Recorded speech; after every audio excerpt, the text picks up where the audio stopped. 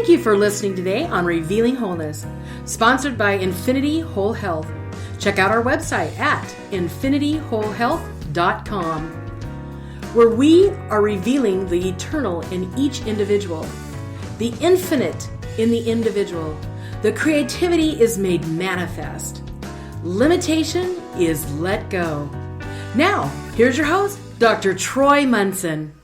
Hello and welcome. I'm Dr. Troy Munson at Revealing Wholeness. And, you know, we're on the verge of summer. We just had some sun in April. It was amazing here in Washington State. And typically April is classic for just constant rain because everybody says what? April showers bring May flowers. Yeah, so, you know, we have lots of showers in April, and it's really unusual to get a week solid of sun. And with that in mind, it's time to start prepping our body for the summer months. And, you know, since this is the year of upgrades, we figured, hey, let's go for really this changeover in makeup. There's a lot of things that go onto our skin that we don't realize can be really harmful to us. And I use really harmful loosely. For those of you that know me well enough, realize that, you know what, we're going to get there. We're all going to get there in the end. And so, okay, so how harmful are the products that we put on our skin? Well, they may not be good. Some are actually drying us out. Some are making our skin crack. Some are soaking in as estrogens and causing problems. Some are maybe even making us gain weight.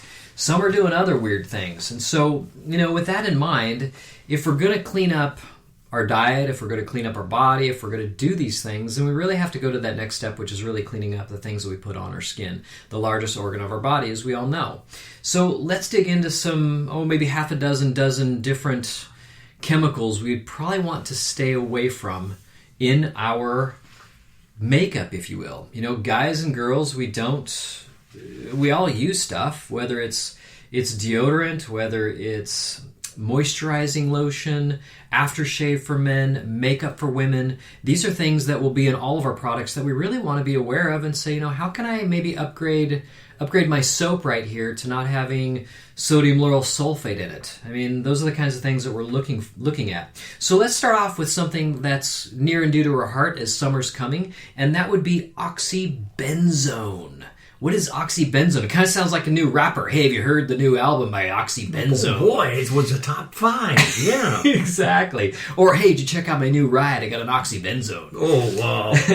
So, you know, oxybenzone is typically in sunscreens. And so you're like, well, why is that so important? Well, it is because a lot of sunscreens can be very damaging to skin just in and of themselves. As I do more and more research on sun damage and skin cancer and things like that we've seen, I find out that it's actually the chemicals on our skin that actually are causing the skin cancer rather than the sun itself. So the sun gets all this bad rap, but ultimately as the chemicals in our environment grow exponentially, our skin is really the kind of the go-between.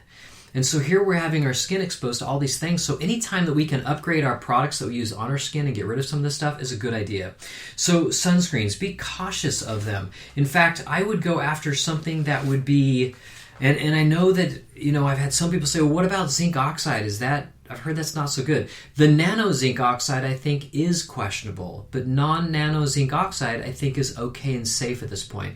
It's been around a long time. Now, there's even people that'll say non-nano titanium dioxide is okay too, but I'm not real excited about titanium as a metal being on the skin. So I still think that you should stick with something like a non-nano zinc oxide as the basis of what you're looking for. And as always, I think I've mentioned this in past, I've used all natural skin products for sun exposure that have said they're like SP30, but I found them to be like an SP5.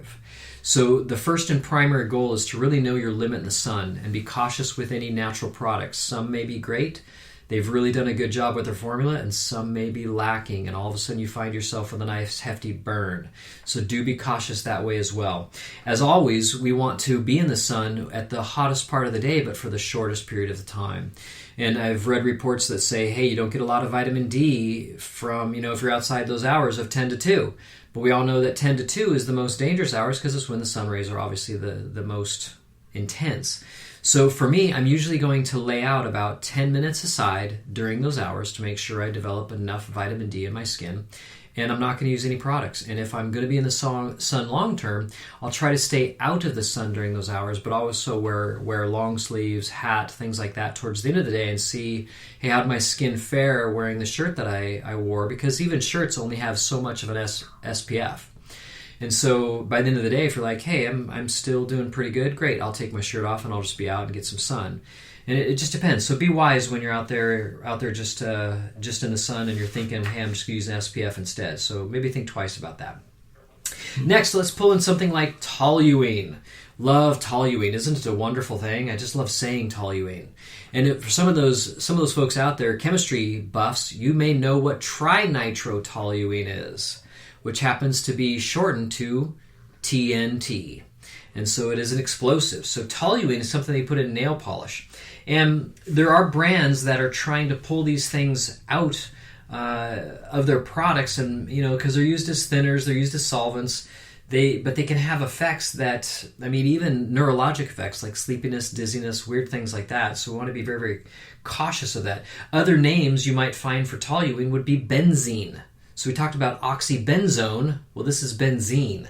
And so, watch for those things that may be very much in your products. If you're concerned, look it up. You'll find there are many names for toluene, and then you can say, okay, is my product better or safer? I will tell you that OPI, Orly, Sally Hansen, and even Zoya, those are products that have done their best to get things like toluene out of their stuff. So there are some products.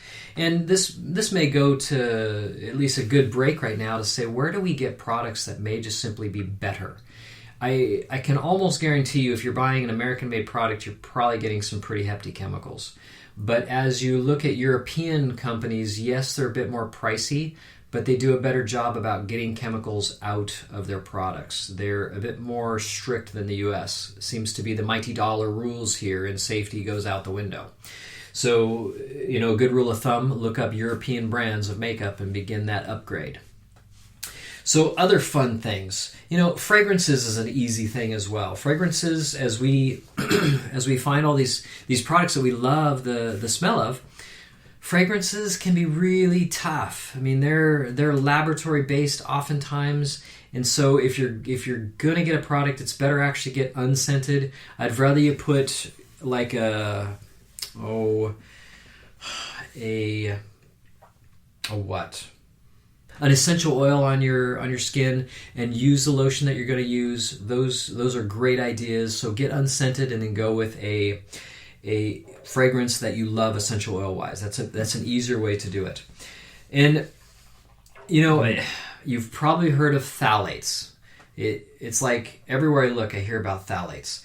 And these particular chemicals can be in lotions, they can be in detergents, they can be in colognes and sprays and moisturizers, so they're quite readily available. But I love that a lot of products now are toting phthalate or phthalate free. And so I would look for that more than anything, and it goes by a whole host of names. Everything from initials like DBP or DEP or DHP. It can be listed as just fragrance. I'm always nervous when they do that. Hey, we only have a couple ingredients and one is fragrance. Where did you get the fragrance? It's like, can't you just tell me point blank? And so I think a company that is going to really tout that they're using natural stuff is not going to use weasel words like fragrance in their product. So make sure you look for something phthalate free, and I think that will do much, much better than the average. So next is parabens.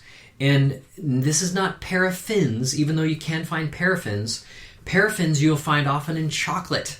And I can tell you that when I eat a non-organic dark chocolate, I will get pimples because those paraffins will clog my pores. Well, parabens are kind of similar. They tend to encase it in, not not let the skin breathe. But partly why they're there, and it's a good reason why they're in the makeup, because it reduces bacterial growth. Every time we touch a product skin-wise and go back to that product with a brush or anything, you are transferring bacteria into that product. And so these are trying to keep bacteria growth to a minimum, fungus, parasites, molds, everything. So it's kind of nice that they're in there, but the effects aren't so good. So we'd rather that you look for products that maybe have natural vitamin E or rosemary as an additive, so that it's antibacterial, antifungal. Even grapefruit seed extract could be added. Now, I know sodium benzoate is yet another chemical, but it's a bit better than parabens.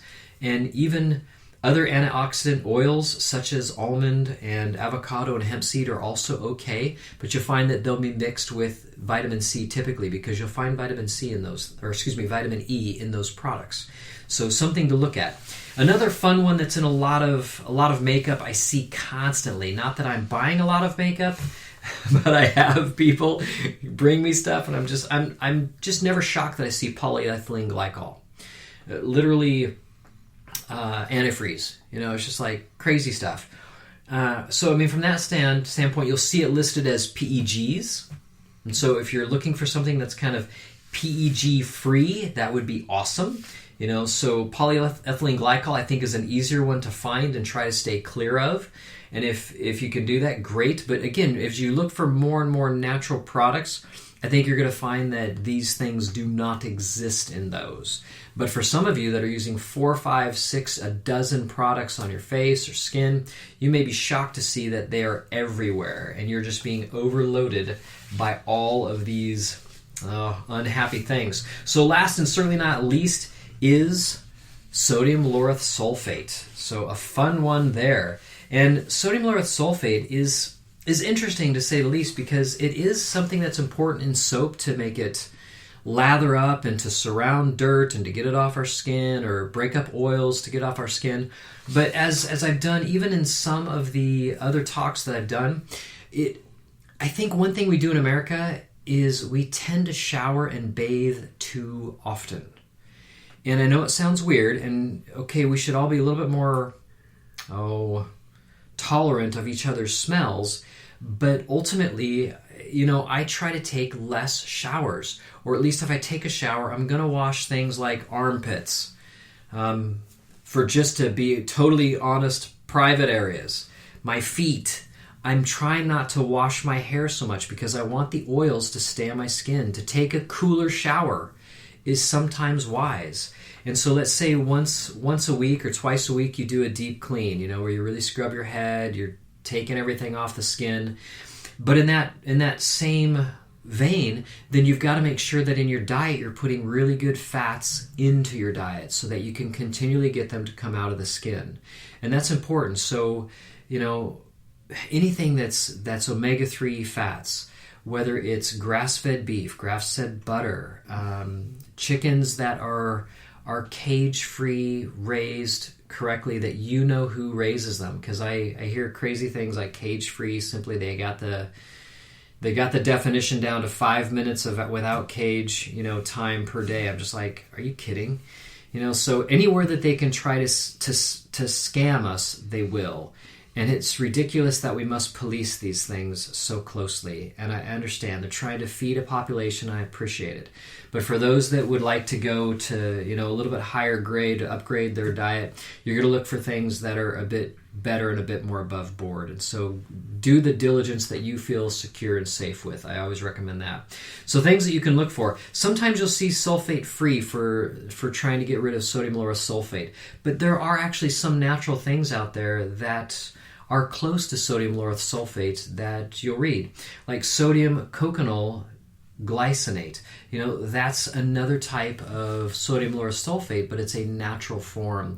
So if you want more information about that, it doesn't take a quick search to come up with these other alternatives. And again, like I say, if you have a product that's pretty green friendly and trying to do things more natural, chances are you're going to see these kinds of things in there. And so if you wonder what they are, a quick search, you'll say, oh, okay, it's a natural alternative to sodium lauryl sulfate. Okay, that's nice. So look for those things. That kind of gives you an idea of where things are in makeup and that. I'm going to put my own 2 cents in and say, for the most part, people will ask, well, what do I use for a deodorant then? Well, I use baking soda. Simply get a little paste, I rub it on my underarms, and I'm good. And I'm not looking for 48 hours of protection. It's pretty easy to apply it every day to make small paste and put it under your arms. I have hairy armpits. It doesn't matter.